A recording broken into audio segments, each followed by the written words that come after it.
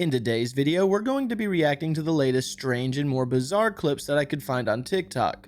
Let's get into it. The last thing he heard was his own voice playing back. They thought it was just a routine renovation, until they broke through the wall. In 2018, contractors were renovating an old apartment in Cleveland. Fun job.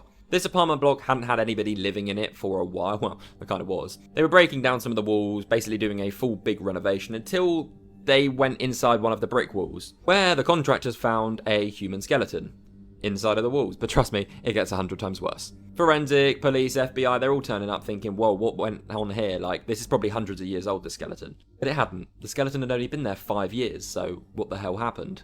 That's when next to the skeleton, they found a cassette and a cassette player right next to it. Played it, and it actually had a voice message from the victim saying that he was trapped by something in the walls and he was terrified. Experts later confirmed that the recording was not tampered with, this was original and definitely was him. The cause of death? Still undetermined. Who he was? Undetermined, and who did it? We will never know. I looked this up online the best that I could with skeleton in the wall in 2018 in Cleveland. I cannot find anything about this specific story. So if anyone knows where to find this story, please let me know, because I would like to read up on it. If it happened in 2018, maybe there's been a follow-up. Regardless, being stuck in a wall or stuck anywhere with a tape recorder just to basically say your final thoughts, that sounds dreadful. Here is another brand new Bigfoot video, and this one is very clear and close up. It was taken by a trail camera in Oklahoma on October 9th, 2025. Los Patrones, the group responsible for the strange video, describes their encounter in great detail. They state, "Tonight we went to retrieve our trail cameras we put up in the deep forest, but we never expected to find what we found that night. As we made our way, we came across scattered bones and remains of what appeared to be victims of some kind of giant predator. They recalled that as they walked on, they actually spotted a giant creature, a Bigfoot-like creature, that they believe is responsible for all the bones and such. So they eventually made it to their trail camera and checked the footage, and they said what looked to be the same creature was caught, a huge Bigfoot-like creature.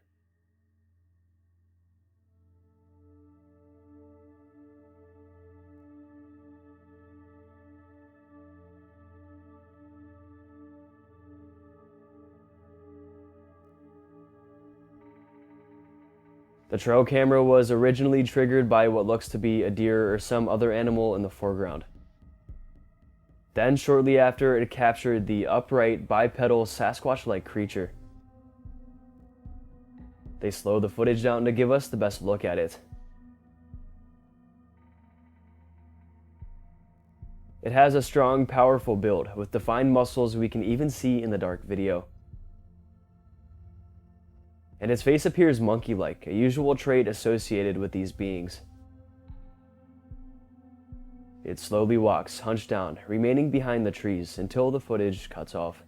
That does look very monkey-like. It really has the face of a monkey. But the biggest thing is it kind of looks CGI. Could very well be an AI-generated video, but I don't really see any other artifacts happening to prove that. The only other anomaly here is the Bigfoot-looking creature, and I do not think it's a bear. Let me know your thoughts in the comments. Do you think that this is actually a real video of possibly a Bigfoot, or do you think it's fake? I personally believe it to be fake. It looks CGI, but it's very well done. Let me know your thoughts and opinions in the comments.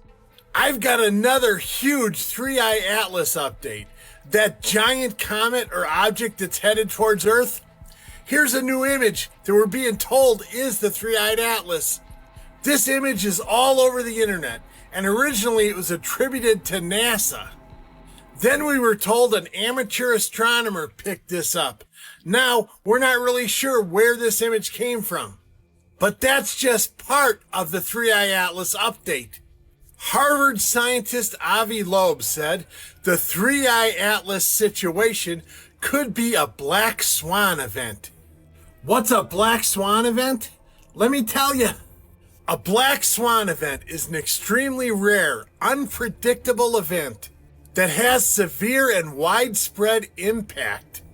Not just over people, but over the financial markets all over the earth. It's usually something that's absolutely unexpected. Something like 9/11 or the COVID crisis. In any case, the The Three-Eye Atlas, which is being described as looking a lot like this, is supposed to be closest to the Earth in about a week. Okay, everybody, I'll do the best I can to keep you updated. Shabadoo Booshkis, Shabadoo. That just straight up looked like an image of the Death Star. Hopefully we have not upset the Galactic Empire. Hey, if you haven't done so already and you're enjoying the show, give it a like. And if you're new to the channel, subscribe. I upload a video like this every Monday through Friday at 9 a.m. And for everyone that's watching and or subscribed, thank you so much for supporting the channel. I have some brand new footage for you. This is actually coming out of Colorado, captured by a man named Alex Garcia. Around 2025, he went to a very secluded area to go fishing. And it's someplace that's off the beaten track. And it even made him drowsy. That was until he started feeling like something was watching him. So he started scanning his surroundings. And what he claims to have captured is a juvenile or baby Bigfoot watching him, or maybe even the son of King Kong. But take a look at it, because there is something there. Comment below, tell me what you see. Hay gente que hay. Mira, les voy a mostrar algo. Vine a pescar a un lugar muy escondido, pero ya me empezó a dar miedo porque mira cómo está. Y tengo rato que siento que algo me está siguiendo y se escuchan las ramas tronar. Y creo que encontré, si no es el hijo de Pie Grande, es el hijo de King Kong. Tiene rato mirándome, mira. Mira. Por favor, no van a decir que no lo ven. No mames, ya no veo la verga. ¿El hijo de Pie Grande? Es el hijo de King Kong. Anything. Please circle it out. Tiene rato mirándome, mira. Mira. Por favor, no van a decir que no lo ven.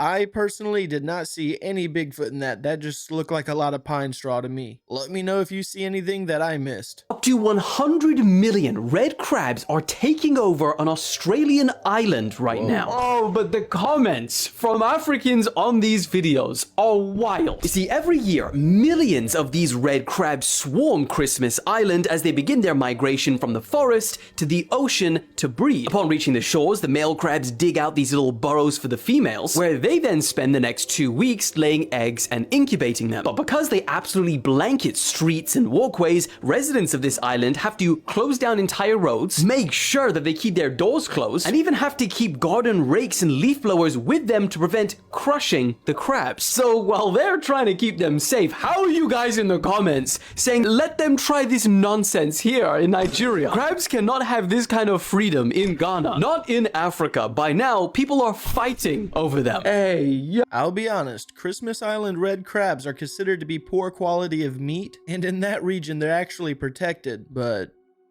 I might have to eat me some of them. Apparently these crabs play a very vital role on their island. They pretty much consume all the dead vegetation and help recycle all the waste on the island to help the other species thrive. Honestly, the only species that's inconvenienced by these crabs are humans. Man, that is a lot of crab walking around. I'm sorry, they've done what in Egypt? A tomb that was sealed for over 2,000 years was opened by scientists. In Egypt's Saqqara necropolis, a while back archaeologists unsealed an ancient sarcophagus which hadn't been touched since before Cleopatra's time. Now inside of this tomb was a mummy, along with 3 other human bodies. But the scary thing was, and the reason this caused so much divide online, is because the 3 human bodies were perfectly preserved. And they were actually inside of this red liquid in the tomb. The strange fluid actually started bubbling as soon as it hit the air, and obviously the archaeologists were like, whoa, what is going on here? Locals actually begged the archaeologists to reseal this place, thinking that it was some kind of curse, and it caused a lot of speculation on the internet, of course. As crazy as the discovery was, and they were still looking into things such as what the mummies were, why these bodies were preserved, along with other crazy discoveries such as them finding a 2,500-year-old hallucinogenic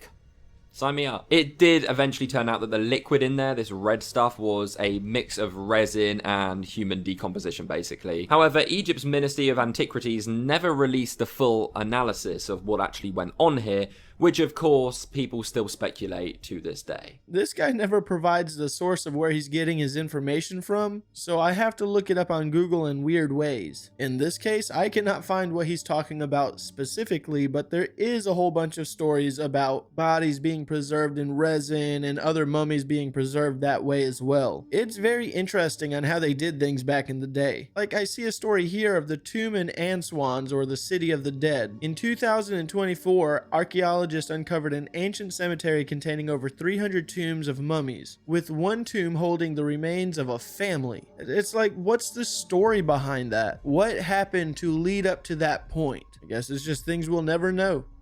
Have you heard of the contract between the Vatican and the King of England? Listen to this. A lot of people do not know the Vatican made a contract with the King of England back in the Middle Ages, where the Pope said that he declared himself the Vicar of Christ. The word vicar in Latin simply means someone who stands in for someone else. Today we know the Pope is the Vicar of Christ. What does that mean? According to the Vatican concept that God created the whole heavens and he created the earth, he gave the earth to Jesus, his son, but since Jesus is not here right now, somebody has to run the earth. So consequently the Pope is going to stand in for him till he gets here, right? So he's the Vicar of Christ. However, the Pope is very busy and he doesn't have time, so he made a contract between the King of England and the papacy, in which the Pope set up the whole world in a trust and gave it to the King of England to rule the world. And at that time, the people who were called English became known as British. British comes from a Hebrew word, berith. In Hebrew, the word berith is a contract or a covenant. And ish in Hebrew means man or men. Therefore, berith-ish, contract man. This is why in the Western world, anything you're going to do in business requires a contract. That's the way the Vatican set it up. All international banking is based on contract. Consequently, all international banking law is based on Vatican canon law. Now, how many people know that? The Vatican is Rome, and they used religion to take over the world. You can never change my mind. Peace and love, y'all. Yeah.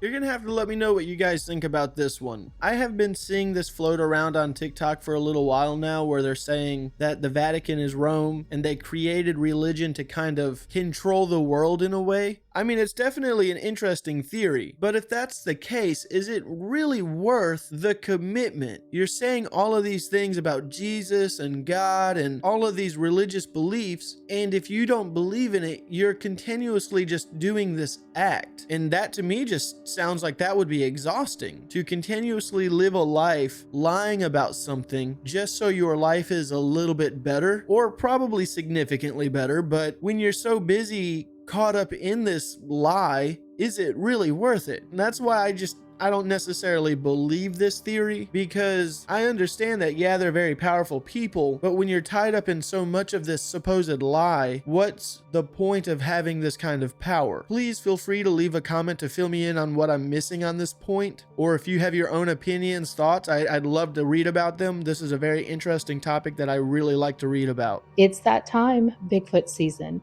and the next two videos were captured by a group of friends actually out of the White Mountains Apache Reservation. They were scouting the irrigation when they came up on a couple of sites that set them off, and they knew what they were looking at. What appears to be a gathering of rocks, of like these stacked rocks, which if you're a Bigfoot enthusiast, you know these have been found near their nests and things like that as they're migrating through the woods. But then they find the hair or fur all stuck on the cactus as they move higher in the elevation. Could Bigfoot be migrating into their territory? Or maybe it's been there the whole time, and now they are just finding physical proof and evidence of it.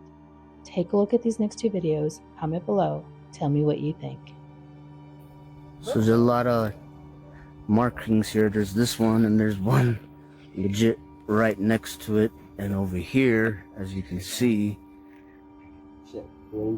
that's like a tent spike. Okay, why is that? And then there's this, and then look, this is like the perfect chill spot. Okay. Okay, we're at the top of the irrigation, the high point, as you can see as you look around, and there's this on this cactus. What kind of hair is that? There's like 3 different kinds of hair My on. hair wasn't right there. There's There's like darker, lighter, a little bit of white. And legit, while coming up this way, there's a trail right here, and then like off that way behind is where the Coney's Road to go build. Or crazy, bro. It does look like hair, and I mean, hair does have DNA, so if you're really curious about it, you could send it in somewhere, but it also kind of looks like it was just placed there. It's dangling on the branches. I'm not sure on this one. Let me know what you guys think. Stop whatever you're doing, because right now there is an account on here that is at the very least pretending to be trafficking children by posting pictures and videos of other people's kids and tagging the families of those children. And when the moms reach out saying, hey, what are you doing posting pictures and videos of my children and claiming that they're your own, they get loosely veiled threats of kidnapping and literally pictures with dates photoshopped over them. This is the account that is responsible and has since deleted all of the original posts that started this situation, but it still has its reposts up, which I will show you, almost as disturbing as the original situation. This is a close-up of the profile picture, and so far I have not been able to find anything on a traditional reverse image search, and also analysis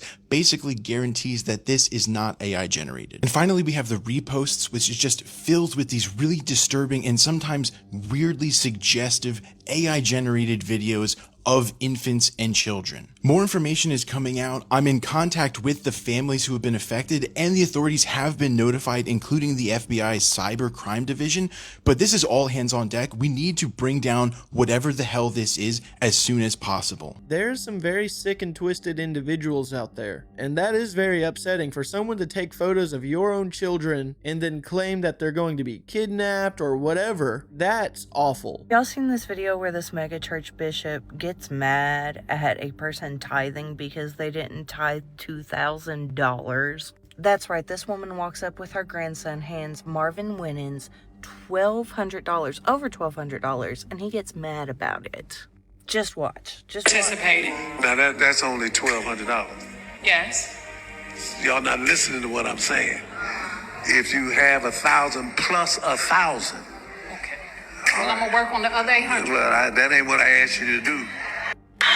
The way I would take my money back so fast. Now, this isn't unusual for these giant mega churches. This one is in Detroit. For some reason, the people that go to these churches tithe in extremely large amounts of money. Bishop Marvin even fired somebody because she wasn't tithing enough to the church. Now, these mega church preachers also own luxury cars, private jets. I didn't hear about tithing until I got older. My family were separate Baptist. They'd pass a little basket around and you put $1 in it.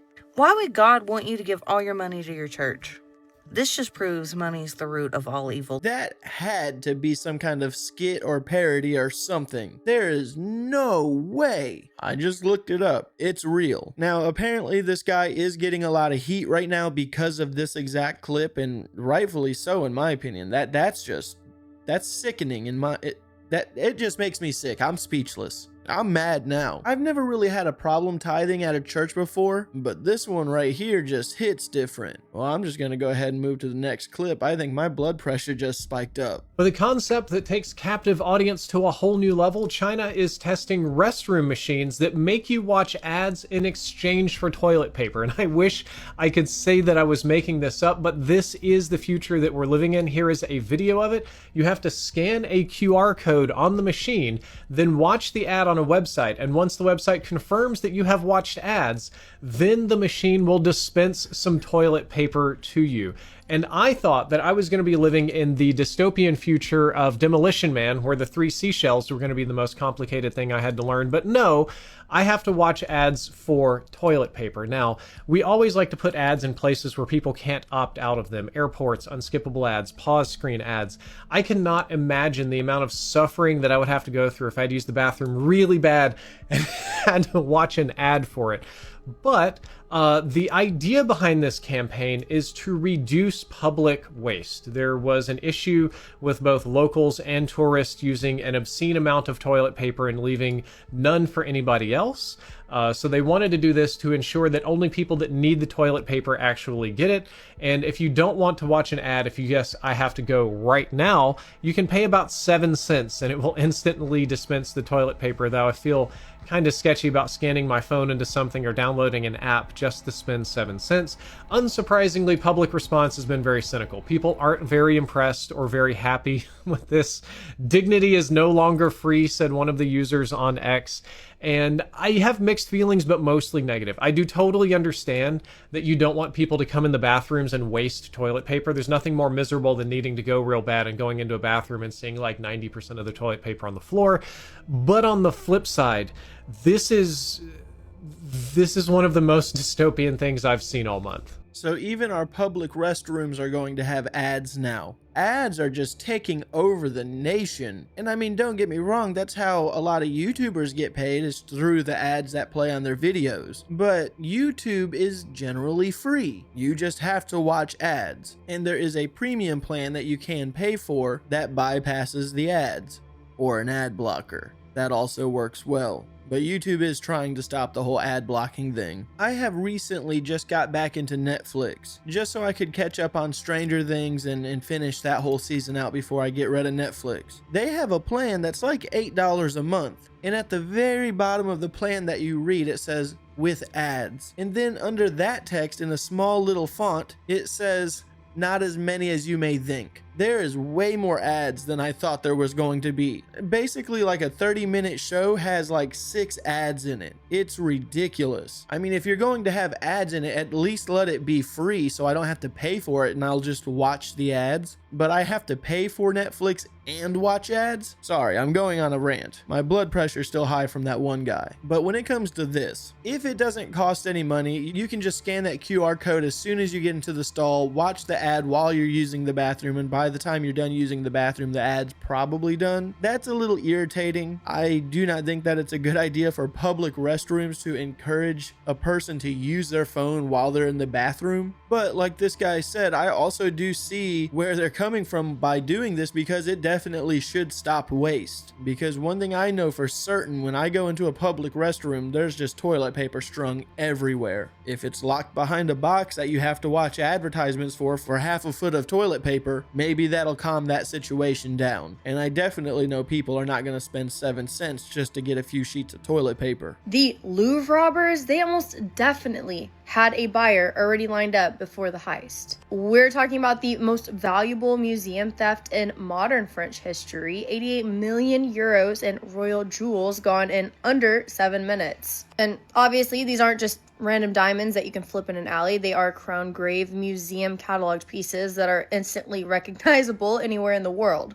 You can't just walk into a pawn shop with Napoleon's emeralds. Experts say that when items like this vanish, there's a 48-hour window before they're basically unrecoverable. Why? Well, because whoever planned it, they already know where it's going. It wasn't just a grab and pray for the best outcome kind of job. It was commissioned. Either a billionaire or somebody just with very deep pockets ordered these jewels in advance, maybe to melt down or likely just to put in their private showcase. It was all very well planned. The thieves moved fast, they had industrial tools, and they got in and out in under 7 minutes. And if you haven't noticed, they also haven't been caught. So I guess the question is, what do you guys think happened? Are they melted down now, or is it in somebody's private showcase? I truly believe that they're in someone's private showcase. My thing though is, what do you do with it in your private showcase? Do you just look at it, or are you going to tell your friends about it? Because I mean, if you tell your friends about it, then they're going to know that you did some bad things. I mean, unless your friends are just as guilty on other things as well. To me, it would be very nerve-wracking having a piece of jewelry like that, because I would think that if my friends know I have it, and if they just decided that they wanted to stab me in the back or something, they can let the law know, hey, that guy's got all of the things, and now you're done for. So to really just have it for a personal, private collection, you must have unfathomable amounts of money. And I mean, if someone has that much money to just throw away on jewelry, you could probably help solve so many things that are wrong in this world with the amount of money that you probably paid to have that jewelry stolen. Alright guys, I'm gonna go ahead and end today's video. As always, I want to thank you guys for watching these clips with me. If today's your birthday, happy birthday, and if not, have a good day anyways.